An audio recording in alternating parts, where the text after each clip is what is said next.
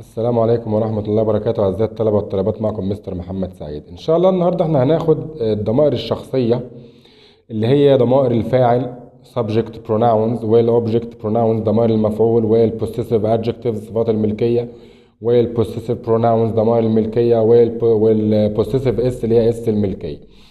عشان خاطر افهم اي نص او اي قطعة موجودة قدامي لازم اكون فاهم كويس جدا الضمائر اللي في القطعة بتعود على مين، ومش هفهم الكلام ده غير لما افهم الضمائر كويس. يعني لازم احفظ الضمائر بالترتيب كده على بعضها عشان خاطر ابقى فاهم المفعول هو رقم 2، صفة الملكية رقم 3، ضمير الملكية هو رقم 4. يعني اقول I me my mine، you your yours، we us our ours، they them their theirs، she her hers، he him his its مفيش.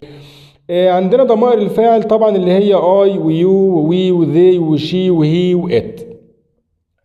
ضمائر الفاعل ديت اللي هي بتأتي قبل الفعل وفي بداية الجملة. يعني أنا عندي الجملة بتتكون من فاعل وفعل ومفعول أو subject plus verb plus object. ضمائر الفاعل هي اللي بتيجي قبل الفعل في اللغة الإنجليزية، تمام؟ وضمائر المفعول اللي هي بتيجي بعد الفعل. يبقى أنا عندي الجملة بتتكون من subject verb object. اللي قبل الفعل ده بيبقى ضمير فاعل، واللي بعد الفعل بيبقى ضمير مفعول. ضمائر المفعول بتأتي بعد الفعل وبعد حروف الجر. يعني أي حرف جر في اللغة الإنجليزية يجي قبل منه ضمير إيه؟ مفعول. ضمائر المفعول الآي المفعول منه مي، واليو المفعول منه يو، والوي المفعول منه أس، والذي المفعول منه ذم، والشي المفعول منه هير، والهي المفعول منه هم، والإت المفعول منه إت. ضمائر الفاعل وضمائر المفعول ليهم علاقة ببعض، يعني لازم افهمهم مع بعض. يعني ايه الكلام ده؟ يعني لما اقول مثلا احمد هيلبس ندى، معناها احمد بيساعد ندى. وهنا هقول ندى هيلبس احمد، يعني ندى بتساعد احمد. طبعا انت فاهم في اللغة العربية ان الفاعل هو اللي قام بالفعل والمفعول هو اللي وقع عليه الفعل. هنا مين اللي بيساعد مين؟ احمد هو اللي بيساعد ندى. يبقى نشيل احمد ونحط مكانه الضمير ايه؟ نحط احمد هنا هو الفاعل، يعني هو اللي قام بالفعل هو اللي بيساعد، يبقى نحط مكانه ضمير فاعل. طب احمد بينوب عنه ضمير الفاعل ايه؟ هي، يبقى اشيل احمد واحط هي، وبعدين اقول هيلبس. طيب هو بيساعد مين؟ بيساعد ندى، يعني ندى هي المفعول وهي اللي وقع عليها الفعل، يبقى اشيل ندى واحط مكانها ضمير المفعول اللي بينوب عنها اللي هو ايه؟ هير. يعني اقول ايه؟ احمد هيلبس ندى. لو هشيل الاسم واعوض عنه بضمير اقول ايه؟ هي هيلبس هير. تمام كده؟ طيب هنا ندى هي اللي بتساعد احمد، يعني ندى هي الفاعل هي اللي بتقوم بالفعل، واحمد هو اللي بيتساعد، يعني احمد هو المفعول هو اللي وقع عليه هو اللي بيقع عليه الفعل. يبقى اشيل ندى واحط مكانها الضمير اللي بينوب عنها اللي هو شي. تمام؟ يبقى اقول ايه؟ شي واكمل هيلبس، وبعدين احمد هو اللي وقع عليه الفعل. يبقى احمد اشيله واحط عنه احط بداله ضمير مفعول، يبقى اقول ايه؟ she helps him. لو فهمت المثال ده انت كده فهمت ايه الفرق بين ضمائر الفاعل والمفعول. عشان تاخد بالك برضو ان احمد ممكن ينوب عنه هي وممكن ينوب عنه هم. طب امتى ينوب عنه هي؟ لو هو الفاعل، احمد هنا هو الفاعل اللي قام بالفعل، احط مكانه الضمير هي. طب احمد هنا هو المفعول اللي وقع عليه الفعل، يبقى احط مكانه الضمير ايه؟ هم. ندى هنا هي المفعول، احط ندى ممكن تاخد شي وممكن تاخد هير. تمام؟ ندى هنا هي المفعول اللي وقع عليها الفعل، يبقى اشيل ندى واحط مكانها ضمير مفعول. طب ندى هنا هي الفاعل اللي قام بالفعل، يبقى اشيل ندى واحط مكانها الضمير ايه؟ شي. نقول مثلا مثال تاني يفهمني اكتر. لو عايز اقول مثلا انا اساعدك، انا اللي هي اي، ويساعد هيلب ويساعدك انت تبقى يو. انا اساعدك اي هيلب يو. طب انت تساعدني يو هيلب، هنا انت اللي بتساعد يبقى انت يو، وانا اللي بتساعد يبقى يو هيلب ايه مي. لما انا ابقى مفعول احط مي. طب اللي بعديها لو عايز اقول مثلا نحن نساعدهم we help them، احنا الفاعل يبقى we، هم المفعول يبقى them. طب هم يساعدوننا they help us. تمام كده. طب عايز اقول هي تساعده، اقول ايه she helps him، هي اللي بتساعد تبقى she، وهو اللي بيتساعد يبقى him. يعني الشي لو هي فاعل، لو البنت بينوب عنها فاعل تبقى شي، بينوب عنها مفعول تبقى هم، والولد بينوب عنه فاعل يبقى هي، بينوب عنه مفعول يبقى هم. هي تساعده she helps him. طب هو بقى اللي بيساعدها he helps her. وصلت؟ ده كده الفرق بين ضمائر الفاعل وضمائر المفعول.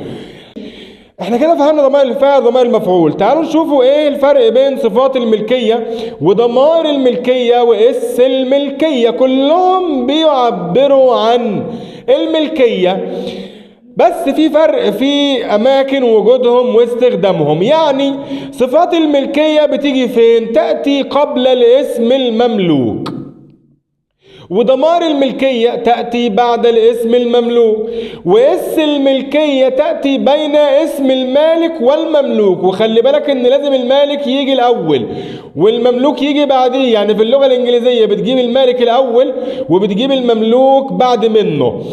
يعني ايه تأتي قبل الاسم المملوك؟ يعني لو عايز اقول هذا قلمي، اقولها ازاي؟ اقول this is my pen. فين الاسم المملوك؟ كلمة pen. انا عايز اقول هذا قلمي، اقولها ازاي باللغة الانجليزية؟ هذا قلمي. اقول this is my pen. الماي هنا بتبقى ضمير مبني في محل جر مضاف اليه لانها تضاف لنهايه الاسم. وخلي بالك ديت ضمير مبني في محل نصب مفعول، يعني الضمير ده بيجي في نهايه الفعل. يساعدني او اشترى لي. تمام. انما ديت بتيجي في نهايه الاسم. هذا قلمي this is my pen. طب ممكن اقول هذا قلمي بطريقة تانية، اقول ايه؟ هذا القلم ملكي. ممكن اقول ايه؟ هذا القلم ملكي. اقولها ازاي؟ اقول this pen is mine. والاتنين نفس المعنى، بيأدوا نفس الغرض. يعني لو انا عايز اقول هذا قلمي ممكن اقول this is my pen. طب هذا القلم ملكي this pen is mine. ليه هنا mine جت؟ لان انا ذكرت البن الاول، يبقى اجيب في الاخر ضمير ايه؟ ضمير ملكية. وهنا ذكرت القلم بعد الصفة يبقى اقول ماي بن. يعني كلمة ماي بن بشيلها واحط ماين. طب عايز اقول مثلا هذا قلمك، اقول ايه؟ this is your pen. هذا قلمك، هذا قلمك انت this is your pen. طب عايز اقول هذا القلم ملكك، اقولها ازاي؟ يلا يا منى. عايز اقول هذا القلم ملكك، اقول ايه؟ This pen is yours. This pen is ايه؟ yours. يعني هذا القلم ملكك، والاثنين معناهم واحد. طب عايز اقول مثلا هذه سيارتنا، اقول ايه؟ This is our car. This is our car. هذه سيارتنا. طب عايز اقول هذه السيارة ملكنا، اقول ايه؟ This car is ours. هذه السيارة ملكنا. يعني our car بتساوي ours. هو عمل ضمير الملكية عشان انا لو قلت مرة our car ما عادش اقول our car تاني، اقول ours خلاص. هو في اللغة الانجليزية ما بيحبش يكرر الكلام كتير، فبيحط ضمير ينوب عن الاسم اللي انذكر اول مرة. لما اقول our car تاني مرة اقول ايه؟ it's ours. طب عايز اقول مثلا هذه ألعابهم، أقول إيه؟ These are their toys. هذه ألعابهم. These are their toys. طب عايز أقول هذه الألعاب ملكهم، أقول إيه؟ These toys are theirs. هذه الألعاب ملكهم. These toys are theirs. طب ملك مين؟ ملك الأطفال. هنا بقى وصلنا لإس الملكية. إس الملكية بتأتي بين اسم المالك والمملوك. أنا عايز أقول هذه هي ألعاب الأطفال. أقول إيه؟ They are. تمام؟ على الألعاب. وأقول إيه بقى؟ children toy ولا toy children. انا في اللغه العربيه بقول ايه؟ العاب الاطفال. بس في اللغه الانجليزيه لازم اجيب مين الاول؟ اسم المالك، وفي الاخر بعد منه اسم المملوك. وايه اللي بينهم؟ اس الملكيه. يعني لو عايز اقول هذه العاب الاطفال اقول ايه؟ these are children's toy او toys. هذه العاب الاطفال.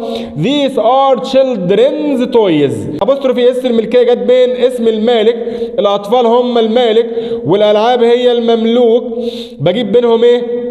ابوستروفي اس ملكيه. طيب عايز اقول هذه العاب الاطفال. ما كلمه اطفال يعني تشيلدرن، وكلمه اطفال برضو يعني كيدز. انا بقول برضو these are kids toys بس ما بحطش اس. ليه ما بحطش اس؟ لان انا لو حطيت اس ابوستروفي اس ملكيه اقول ايه؟ these are kids toys. طبعا هتبقى تقيله جدا في النطق. فهو عمل ايه؟ لو الكلمه ما بتنتهيش باس بحط ابوستروفي اس ملكيه. طب لو الكلمه اصلا بتنتهي باس يبقى ما بحطش غير ابوستروفي بس، يعني ما بحطش الاس الثانيه بتاعه الملكيه، وتبقى دي هي بتحل محل الاثنين. يعني الفرق بين اس الملكيه ان ممكن تبقى ابوستروفي اس وممكن تبقى ابوستروفي بس.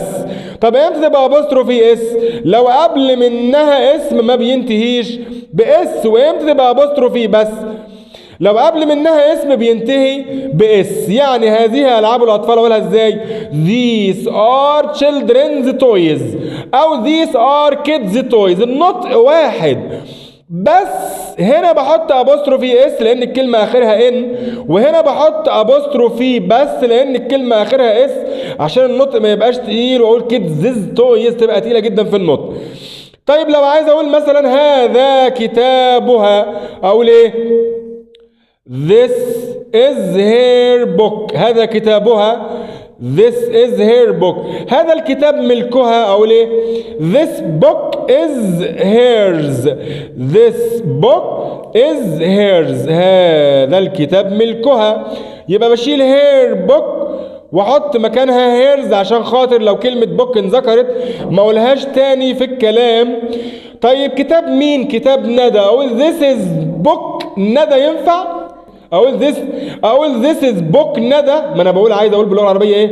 كتاب ندى. لا خلي بالك لازم المالك يجي الاول وبعد منه المملوك. يعني بقول ندى's book.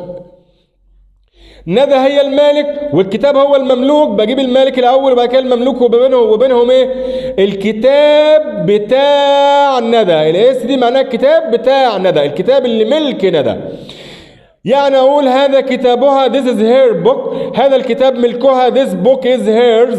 هذا كتاب ندى اقولها ازاي؟ this is ندى's book.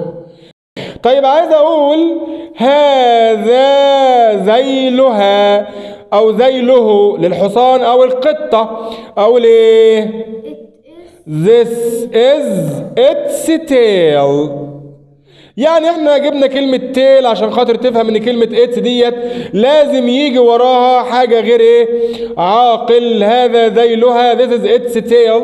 وخلي بالك اتس ما فيهاش ابوستروفي او اختصار للاز. يعني في فرق بين اتس دي واتس اللي هي دي. طبعا هنا دي از انما ديت اتس اللي هو ملكها او ذيلها. طيب هقول هذا الذيل ملك القطة؟ طبعا ما ينفعش عشان كده ما حطلهاش ضمير ملكيه. طب لو عايز اقول هذا طعامها او هذا طعام القطه اقولها ازاي؟ this is the cat's food. احط ايه؟ ابوستروفي اس ملكيه بين المالك والمملوك. طب لو عايز اقول هذا طعام القطط هقول this is cat. يحط للكات اس واحط لها ابوستروفي بعد الاس. برافو عليك، 10/10. اقول ايه؟ This is the cat's food. يعني بقى the cat's food يعني طعام القطط. قال ايه الفرق بينهم؟ هنا ابوستروفي اس عشان خاطر الكات مفرد مفيش في اخرها اس، انما هنا ابوستروفي بس لان كلمة قطط اصلا اخرها اس، فبقول this is the cat's food. يعني لو لقيت اسم مفرد يبقى ياخد ابوستروفي اس، اسم جمع ياخد ابوستروفي بس عشان ما تورطش واقول the cat's food، هتبقى تقيله جدا في الايه؟ في النطق. طيب انا بستخدم صفات الملكيه وضمائر الملكيه ده، ولما اجي اسال عليهم بسال بكلمه ايه؟ whose، ويجي وراها اسم المملوك. معناها ايه كلمه whose؟ ملك من. عايز اقول كتاب مين ده، اقولها ازاي باللغه الانجليزيه؟ whose book is this.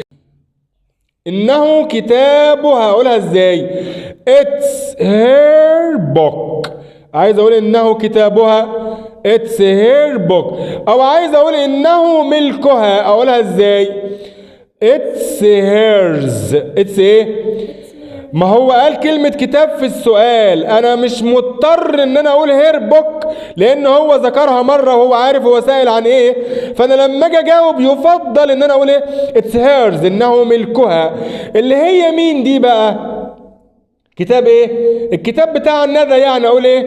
اتس إيه؟ يلا هقولها إزاي باللغة الإنجليزية؟ إنه كتاب ندى. اتس ندز بوك او اتس ندز. ايه اتس ندز دي؟ ما هو سأل على الكتاب وهو عارف هو سائل عن ايه. لما اقول اتس ندز معناها انه ملك ندى. طب لو البنت، لو الكتاب ده بتاع بنت اسمها مثلا همس، اقولها ازاي باللغة الانجليزية؟ ممكن اقول اتس همس بوك، يعني كتاب همس بأبوستروفي بس، وممكن اقول اتس همسز بوك.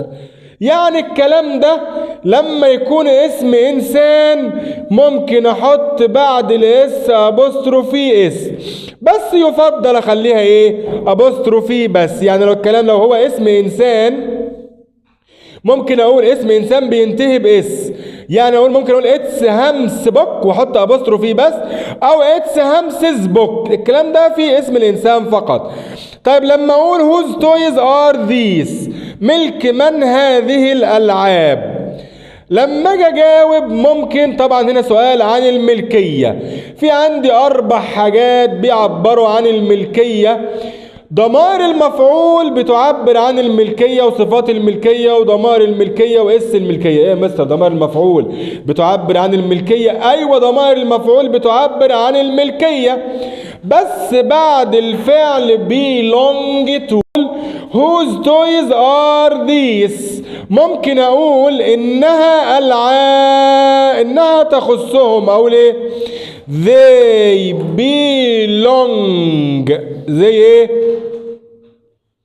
they belong to them، انها تخصهم. يبقى اخد ايه بعد belong؟ اخد ايه بعد belong؟ ضمير مفعول رقم 2. يعني عايز ارجع الملكية بضمائر المفعول، برجعها بعد belong to، واحنا لسه قايلين ضمائر المفعول تاتي بعد الفعل وبعد ايه؟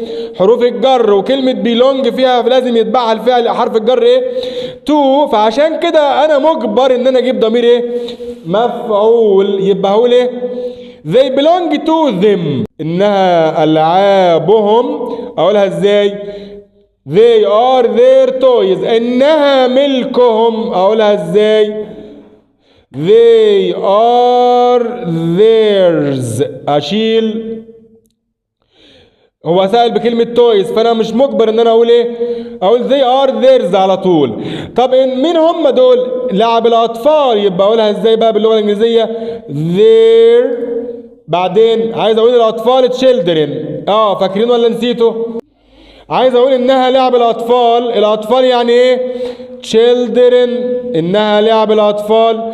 وممكن الاطفال يعني ايه؟ kids. children's toys، احط ايه؟ ابوستروفي اس لان كلمة children مفيش في اخرها اس. عايز اقول لعب الاطفال kids toys، لا احط ابوستروفي بس. لان الكلمة بتنتهي باس. ده كده عشان نتمنى يكون الدرس وصل واتفهم. ضمائر الفاعل وضمائر المفعول ليهم علاقة ببعض، ان دي بتيجي قبل الفعل ودي بتيجي بعد الفعل. وصفات الملكية ضمائر الملكية واس الملكية دول بيعبروا عن الملكية. في ملحوظة مهمة جدا في اس الملكية لازم نذكرها. لو عايز اقول شاشة الكمبيوتر، الملحوظة بتقول ايه؟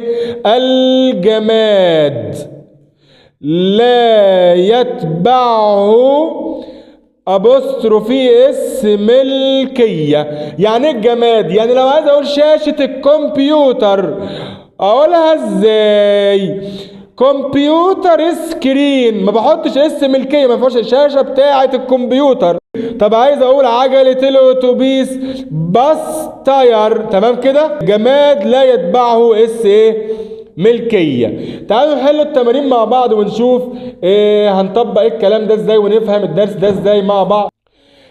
This is عمر's idea. هذه فكرة عمر. إنها ليست. هو هنا جاب كلمة فكرة في الجملة الأولى، ذكرها مرة مش هيذكرها تاني.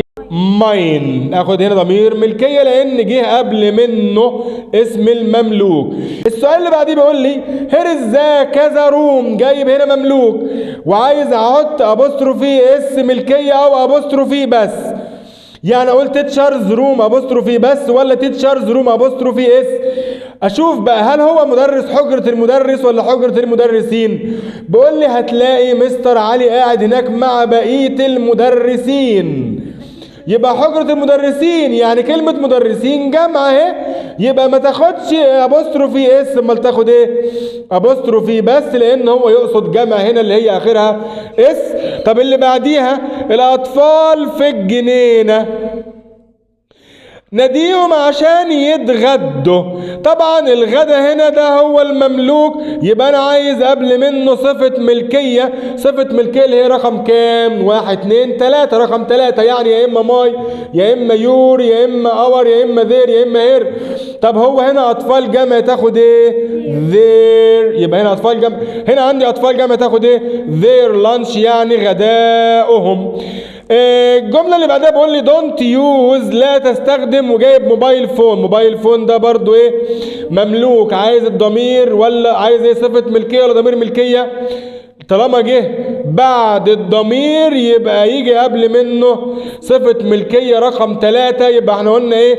اي مي ماي، يبقى اخد رقم ايه؟ 3 اللي هي ماي موبايل فون. This is my parents' room. هذه حجرة والدي ولا والدي؟ طبعا والدي، يبقى والدي اسمها parents. احط ابوستروفي بس لان كلمة بيرنتس اخرها ايه؟ اس، برافو عليكي. طب هنا بقول لي this pen is not، هذا القلم. هو ذكر هنا الاسم فين؟ قبل الضمير، يبقى يجي بعد منه ايه؟ ضمير ملكية اللي هو رقم كام؟ 4، برافو عليك. يبقى خلي اليو دي ايه؟ دي تبقى يورز. يورز 10/10، برافو عليكي. ده بالنسبة لصفة الملكية واس الملكية وضمير الملكية. صفة ملكية، اس ملكية، ضمير ملكية. هنجيب بقى تمارين على ضمائر الفاعل والمفعول. هنا بيقول لي احنا بنروح الجنينة وبنمشي في الطبيعة with ده ايه؟ with ده ايه؟ حرف جر. with ده ايه؟ حرف ايه اللي بيجي بعد حرف الجر؟ ضمائر المفعول رقم 2. مين رقم 2 في دول؟ لازم تحفظ الضمائر كويس. اي مي ماي ماين هي هيم هيز شي هير هيرز. يبقى عندي مين؟ ذم. اللي بعديها هنا كان وهيلب. هو عايز اللي قبل الفعل. مين اللي بيجي قبل الفعل؟ ضمائر الفاعل اللي هي رقم 1 اس ولا مي ولا هير ولا شي، تبقى شي. اللي بعدها we do regular exercise، احنا بنعمل تمارين منتظمة. it helps ده الفيرب. مين اللي بيجي بعد الفيرب؟ رقم 2 اي ولا اس ولا زي ولا هي، تاخد اس. اي اسكت ده برضو الفيرب الفعل. مين اللي بيجي بعد الفعل؟ رقم 2، يعني هي ولا وي ولا ذم ولا ذي، رقم 2 ذم. فور ده برضو حرف جر اللي بيجي بعد حرف الجر الضمير رقم 2. السؤال هنا في التصحيح جايب ان برضو اللي بيجي بعد حرف الجر الضمير رقم 2 يبقى ات، اخليها ات. هنا قبل الفعل اخليها زي، وبعد الفعل اخليها هم، وبعد حرف الجر الاي تبقى مي. تمام كده؟ ده بالنسبه لضمير المفعول. في ملحوظه بقى اخر مره عشان اخر حاجه عشان نختم الدرس، بس بالنسبه للضمير يو، انا عندي في كام يو في اللغه الانجليزيه؟ في 4 يو. مين ال4 يو يا مستر؟ هم 2 بس. لا، يو يعني انت، ويو يعني انتم بتبقى قبل الفعل، وفي يو يعني لك، وفي يو يعني لكم، يعني لك انت ولكم انتم. يبقى انا عندي كام يو في اللغه الانجليزيه؟ 4 يو. يعني دي يو يعني أنت، ويو يعني أنتم، ودي يو يعني لك، ويو يعني لكم.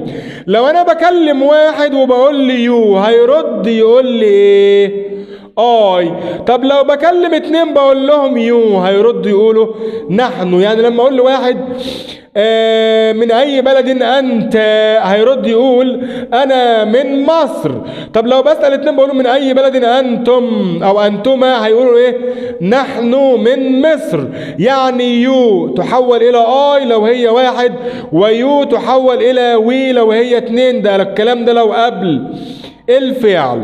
طب لو بعد الفعل في عندي يو وفي عندي يو.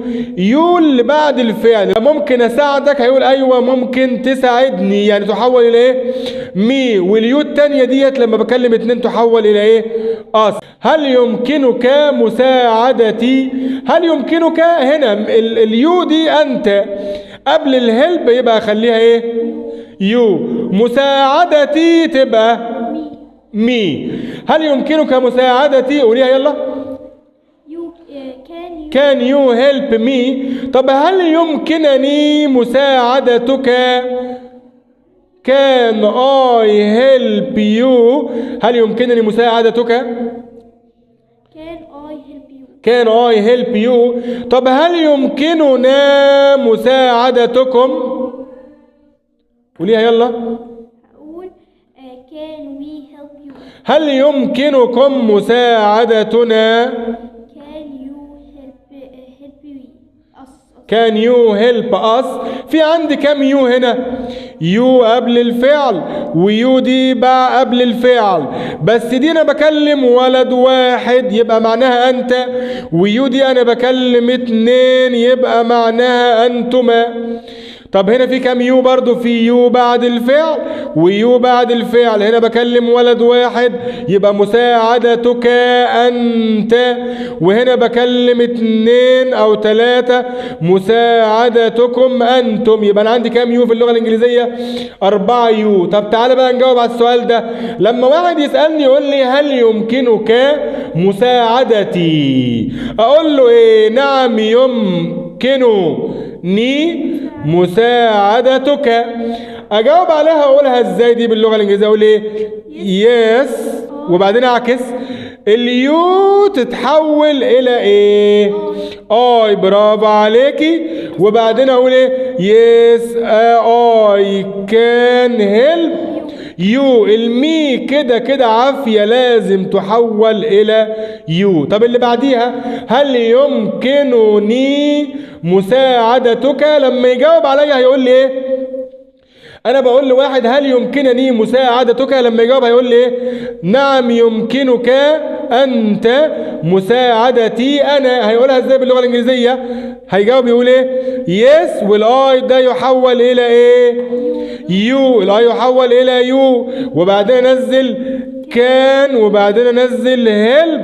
اليو دي بقى تحول الى ايه؟ انا بكلم واحد هيقول مساعدتي انا، المفعول يبقى مي. برافو عليك. يبقى يس يو كان هيلب مي. بص بقى، اليو دي قبل الفعل اتحولت الى انا اي، واليو دي بعد الفعل مفرد اتحولت الى انا مي، لان انا مفعول هنا. طب السؤال اللي بعده بيقول لي هل يمكننا نحن مساعدتكم انتم؟ هيقولوا يردوا علينا، هيرد علينا يقولوا ايه؟ نعم يمكنكم أنتم مساعدتنا نحن. يقولوها ازاي باللغة الإنجليزية؟ يس. يس الوي تحول إلى إيه؟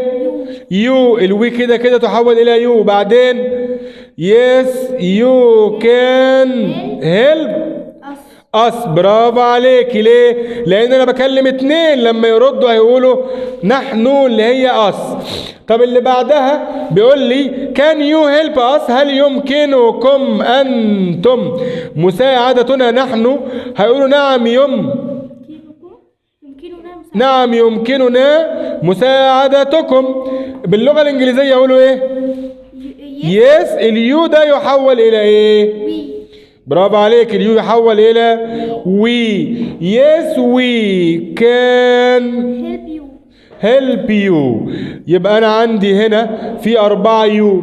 يو قبل الفعل بتعبر عن مفرد تحول إلى اي، ويو قبل الفعل بتعبر عن جمع تحول إلى وي لأنها فاعل في الحالتين. وفي يو مفعول بعد الفعل تعبر عن مفرد تحول إلى